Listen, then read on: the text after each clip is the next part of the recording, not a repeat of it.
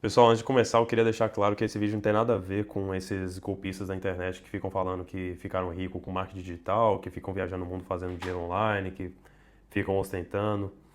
O que eu fiz foi um trabalho normal, um trabalho honesto, e a minha intenção aqui não é vender nenhum curso para vocês, não, é só dar uma perspectiva de que é possível você trabalhar online, mesmo que você não tenha qualificação nenhuma, mesmo que você se ache mais burro do que a maioria das pessoas, mesmo que você ache que você não é não é bom o suficiente para fazer essas coisas. E eu queria contar um pouco da minha história, né, de como eu comecei a viajar o mundo quase, sei lá, 6 anos atrás, 5 ou 6 anos atrás.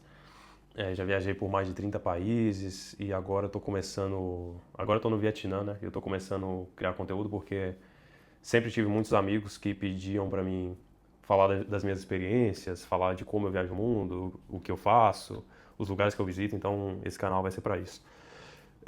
Mas voltando ao assunto de como eu comecei a trabalhar online e viajar o mundo, basicamente tudo começou no início da pandemia, quando eu trabalhava numa fábrica, chão de fábrica, né? Eu era peão, trabalhava na fábrica de plástico. Antes disso eu era garçom, trabalhei como garçom por 2 anos. E aí nessa fábrica eu trabalhei por 2 anos, né? Trabalhava no turno da noite, das 10 da noite às 6 da manhã. Era um pouco difícil, mas eu gostava até. Mas quando veio a pandemia, bem no início, é, a empresa meio que estava querendo encontrar justificativas para demitir pessoas, né? Porque a demanda acabou, né? Porque a economia estava indo muito mal, vocês lembram disso? Muita empresa demitiu muita gente, era difícil encontrar emprego e tal. E aí eu fui demitido por justa causa, porque eu abaixei a máscara enquanto eu trabalhava umas 3 vezes. Mas eu tinha que abaixar a máscara, obviamente, porque o trabalho era um pouco pesado. Às vezes eu carregava um monte de saco de material de plástico, ou às vezes ajudava a trocar molde de máquina, né, que era pesado, era complicado também, então você suava, às vezes era calor, você não conseguia respirar direito. Aí eu acabava abaixando a máscara para respirar melhor.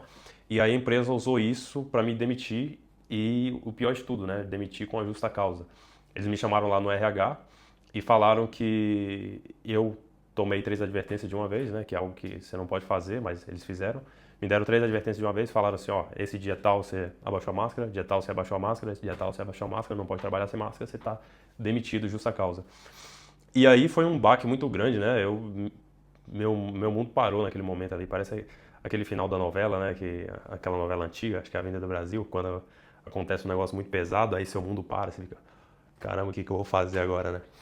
E eu tinha acabado de me mudar para para morar em um lugar novo, né? Um barraco lá, um apartamentinho lá em Diadema, né? Então eu tinha comprado umas coisas, né? Eu tinha comprado um fogão, umas panelas e tal, e eu não tava com dinheiro nenhum mais, né? Eu tinha gasto o meu dinheiro para comprar minhas coisas de casa. E aí eu tomei a justa causa, o que significa que eu não ia receber nada, né? Não ia receber seguro-desemprego, nem FGTS, nem nada disso. Eu não lembro se eu recebi FGTS, acho que não. Mas acho que você não recebe, não. Então, assim, eu basicamente só tinha dinheiro para sobreviver mais ou menos um mês e meio, talvez, e eu tinha 2 ou 3 cartões de crédito. E eu já estava pensando, né, que seria muito interessante se eu conseguisse trabalhar online. E o fato da gente estar na pandemia naquele momento ali me fez pensar que se eu tentasse procurar um outro emprego, eu provavelmente não encontraria, porque a economia estava indo mal demais e todo mundo estava sendo demitido, então obviamente as empresas não iriam contratar. Então, procurar emprego naquele momento não faria sentido. E aí eu pensei, o que eu posso fazer para trabalhar online? Que é uma coisa que eu já tentava fazer muitas vezes, já tinha tentado muitas vezes, né? Mas nada tinha dado certo. E aí uma das coisas que veio na minha cabeça era trabalhar com design, né? Que eu me considero uma pessoa um pouco mais criativa, então design, edição de vídeo, essas coisas assim, tem mais a ver com o que eu gosto. E aí eu tentei, eu ia começar a tentar começar a trabalhar com design, só que eu não queria ficar no meu apartamento, não é apartamento, né? Eu não sei como fala, é tipo um quarto assim, no fundo de umas casas, né? Lá em Diadema tem muito, é tipo, enfim, é um cômodo, né? Eu não queria ficar naquele cômodo ali porque se eu ficasse mais um mês eu ia ter que pagar mais aluguel, né? Eu pagava na época R$ 550 de aluguel e pra mim ia pesar. E eu não tinha ninguém na minha família que podia me ajudar, que a minha família também é pobre pra caramba e, enfim, todo mundo também tava meio que passando um pouco de dificuldade por causa da pandemia. E aí eu pensei, pô, eu vou encontrar alguma forma de não pagar aluguel. E aí, pesquisando na internet, eu encontrei esse aplicativo que chama Worldpackers, né, que hoje é famoso já, mas na época não era tão conhecido assim, que é basicamente você, por exemplo, mora num hostel ou num hotel. A diferença do hostel para o hotel é que o hostel você divide quarto com outras pessoas e o hotel é privado, né? Mas a maioria é hostel mesmo, né? Então, você vai para um hostel e aí você trabalha 4 ou 5 horas por dia para o hostel, como trabalho voluntário, e em troca ele te dá uma hospedagem ali para você ficar. E eu fiz isso, né? Eu fui pro Espírito Santo, aí eu fiquei numa pousada lá, acho que 1 mês e meio mais ou menos, ou 1 mês. Eu fiz esse trabalho voluntário e em troca eu ganhava a hospedagem e eu ganhava o almoço e ainda o café da manhã. Esse lugar é muito bom. Eu acho que é muito difícil você encontrar lugares que oferecem café da manhã e almoço, né? Eu tive a sorte de encontrar esse. E como o almoço, a gente fazia muita comida no almoço, às vezes sobrava até pra janta, então eu praticamente não tinha que gastar dinheiro. E aí, eu usei o restante do tempo que eu tinha ali, enquanto eu fazia voluntariado, para estudar sobre design e para tentar encontrar clientes, né? E aí eu tentei, encontrei alguns clientes no Brasil, mas eu era muito ruim também, obviamente, era o primeiro mês. Os clientes que eu encontrava eram muito ruins também, tomei um monte de golpe. Por mais ou menos 1 mês e meio, 2 meses, praticamente não deu certo. E, mas assim, eu tava melhorando aos poucos, né? E em um determinado momento eu pensei que assim, eu teria que comprar um computador, um notebook. Eu não tinha notebook, eu tentava fazer tudo pelo celular. E eu não tinha dinheiro para comprar um notebook. E aí, nessa época, eu tinha ido pro Rio de Janeiro, acho que eu fiquei 1 mês e meio no Espírito Santo, depois fui pro Rio de Janeiro, tava fazendo voluntariado lá também. E aí eu falei, eu vou pro tudo ou nada, vou comprar um computador usado aqui com meu cartão de crédito. E aí eu uso esse mais 1 mês aí que eu tenho de reserva, basicamente para sobreviver, para poder encontrar um cliente. E aí foi isso que eu fiz. Eu peguei meu cartão de crédito, fui no Mercado Livre, encontrei um notebook usado lá no Rio de Janeiro. Tava correndo risco, né, de tomar um golpe. Se eu tomasse um golpe, eu tava ferrado, mas felizmente o cara que me vendeu o notebook era honesto. E aí eu comprei o notebook no cartão de crédito. Eu não tinha dinheiro nenhum, eu só tinha ali para sobreviver talvez mais 1 mês, né, porque eu tava fazendo voluntariado, né. Enfim, lá eu acho que eu ganhava café da manhã, pelo menos isso, né, que era bem simples também, era só um café preto e um pão francês. Mas beleza. E aí eu fazia algum dinheirinho ali, sei lá, eu fazia R$ 300 no Brasil, R$ 200. E aí eu tive a ideia, falei assim, pô, por que eu não tento procurar clientes nos Estados Unidos? Né? Por que eu fico procurando no Brasil? Sendo que o Brasil é um país mais pobre, sendo que eu tô tomando golpe aqui, sendo que tá difícil para eu encontrar clientes, por que eu não tento também nos Estados Unidos? Talvez eu tenha uma sorte maior. E aí eu tentei nos Estados Unidos e para mim foi muito mais fácil encontrar clientes nos Estados Unidos do que no Brasil. Só que tinha outro problema. Eu tava cobrando barato demais, né? Porque na minha cabeça era o seguinte: vou cobrar barato, o mais barato que eu puder, que aí o cliente vai falar: nossa, Matheus é muito barato, vou fazer com ele. Só que aí, como era barato demais, os clientes achavam que era golpe ou que o serviço não prestava e ninguém comprava de mim. E aí eu fui testando várias faixas de preço, né? Do que eu cobraria. E aí eu cheguei em um preço médio, assim, que algumas pessoas começaram a aceitar. E aí as coisas começaram a dar certo, né? E eu tinha acabado de renovar o voluntariado que eu ia fazer lá no hostel, lá no Rio de Janeiro. É, Só que aí começou a dar certo pra mim, os clientes começaram a chegar, apesar de eu ser ruim pra caramba, eu era muito ruim, né?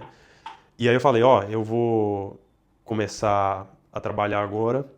Falei pro dono do hostel, né? Eu vou começar a trabalhar agora e eu vou pagar pela minha hospedagem aqui, porque eu pensei, pô, eu vou fazer se eu fizer $50, $70 aqui com um cliente americano já é muita coisa pra mim, né? Porque ali no hostel, que era um hostel bem baratinho que eu ficava, tinha um quarto lá que por mês você conseguiria pagar R$ 800 por mês. E você, enfim, eram muitas pessoas no quarto também, mas você conseguiria sobreviver, né? Aí eu decidi arriscar, falei, eu vou tentar pagar o hostel e aí eu foco esse tempo todo pra focar em buscar clientes americanos e trabalhar com o mercado americano. E aí as coisas começaram a dar certo pra mim e beleza, depois do Rio de Janeiro eu fui pra Paraná, Santa Catarina, Foz do Iguaçu, isso já pagando, né, sem fazer voluntariado. Depois eu fui pra Argentina, aí depois eu voltei pro Brasil, depois eu fui pra Sérvia, aí depois eu voltei pro Brasil de novo.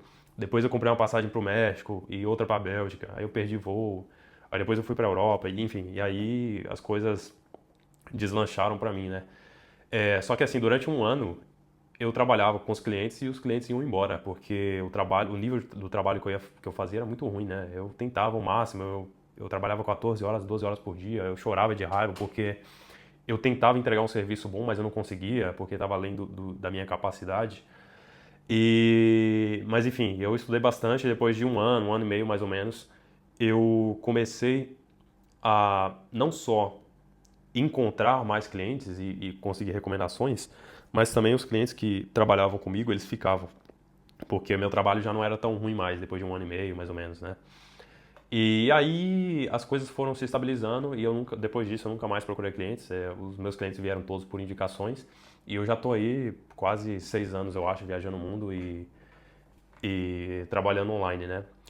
E assim, se eu pudesse dar algumas dicas para vocês do que funcionou para mim, do que não funcionou, das coisas que eu perdi tempo, das coisas que me fizeram meio que dar certo, né, para trabalhar online, eu poderia dar algumas dicas, né? A dica número um é o seguinte: independente do que você faz, se você é videomaker, se você é designer, se você é arquiteto, eu focaria em um nicho extremamente específico. Por exemplo, se você é um designer, você pode focar no nicho de imobiliárias, que é um nicho bem específico, que tem um mercado muito grande. Você pode focar no nicho de festas noturnas. Você pode focar em um nicho de marketing digital, design de produto. Você pode focar em identidade visual. Você pode focar não só em identidade visual, né? Se eu fosse começar do zero e eu fosse fazer identidade visual, por exemplo, eu não só focaria em identidade visual, eu focaria em identidade visual para hotéis, ou para restaurantes, ou para um nicho muito específico. E depois eu vou explicar o porquê. Depois de você escolher um nicho muito específico, né, que tenha algo a ver, pense em alguma coisa que você gostaria de fazer. Tem que ter alguma coisa que você ache interessante. Depois de você escolher um nicho muito específico, você tem que criar um portfólio ou um perfil no Instagram, ou um perfil no Twitter, onde for que você for conseguir clientes, demonstrando o seu trabalho das mais diversas formas possível, resolvendo o problema que o cliente espera que você resolva. Então, se você for criar identidade visual para restaurantes, você vai ter que ter no seu perfil lá um monte de identidades visuais, não um monte, né, mas alguns exemplos muito bons de identidades visuais que você fez para restaurante, para o cara enxergar que você consegue entregar o que ele está procurando. Porque assim, ele vai entrar no seu perfil e em 3 segundos ele vai decidir, esse cara é para mim ou ele não é. Ele sabe o que ele está fazendo ou ele não sabe. Então, é muito importante você ser muito específico e oferecer e criar esse tipo de portfólio, esse tipo de oferta extremamente específico para o seu público-alvo. A partir do momento que você tiver um nicho específico e você comunicar isso de forma visual e verbal no seu perfil, seja no Instagram, seja no LinkedIn, seja no Behance, seja onde for, você começa a contatar as empresas. Você pode mandar mensagem, pode mandar e-mail, eu fiz isso tudo. Você faz tráfego pago, eu sei que tráfego pago é caro hoje em dia, mas se você puder, faça também. Mas eu vou fazer outros vídeos um pouco mais específicos sobre isso e estratégias avançadas que vocês podem usar. Mas se vocês querem começar a trabalhar online, escolham algo muito específico, um problema muito específico que você quer resolver e crie esse tipo de comunicação, tanto visualmente e verbalmente, de forma que você resolva o problema dos seus clientes. Então, foi isso que eu fiz, é isso que funcionou para mim e eu acredito que funcione para você. Mas eu vou fazer um vídeo porque, assim, a IA está mudando muitas coisas hoje em dia, né? Existem algumas áreas que vão ser afetadas de forma negativa, existem áreas que vão ser afetadas de forma positiva. E eu vou fazer um vídeo especificamente sobre isso, né? Como começar na era da IA. Então, eu vou falar algumas coisas que eu estou mudando no meu trabalho também para não ser substituído por IA daqui a alguns anos. Então acompanhe aí e obrigado por assistir o vídeo. Já tem 17 minutos, né? Não vai ter corte nenhum. Eu vou postar, são 3 horas da manhã aqui no Vietnã. E, enfim, obrigado por assistir. Se inscreva aí e tchau.